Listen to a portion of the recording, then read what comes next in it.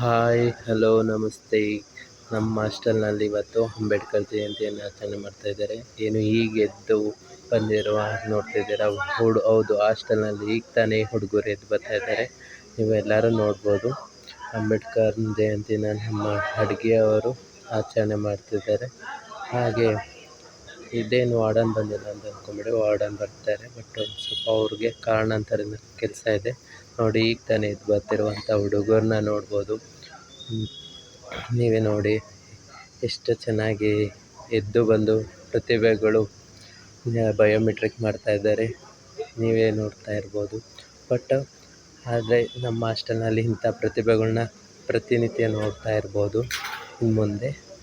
ಹಾಗೆ ಈಗ ಇನ್ನೇನು ನಮ್ಮ ಹಾಸ್ಟೆಲ್ನಲ್ಲಿ ಅಂಬೇಡ್ಕರ್ ಜಯಂತಿಗೆ ಪೂಜೆಯನ್ನು ಪುಷ್ಪಾಚರಣೆಯನ್ನು ನಾವು ನೋಡ್ಬೋದು. ಈಗ ಎಲ್ಲರೂ ಪೂಜೆಯನ್ನು ಮಾಡೋದನ್ನ ನೋಡ್ತಾ ಇದ್ದೀವಿ. ಹಾಗೆ ನಮ್ಮ ಹಾಸ್ಟೆಲ್ನಲ್ಲಿ ಯಾರೂ ಪ್ರತಿಭೆಗಳು ಪೂಜೆಯನ್ನು ಸಲ್ಲಿಸಲು ಬರೋದಿಲ್ಲ.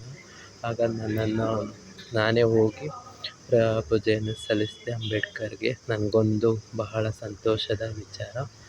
ಹಾಗೆ ಇವರು ಪೂಜೆ ಮುಗಿದ ನಂತರ ಅವರವರ ರೂಮಿಗೆ ತೆರಳಿದರು.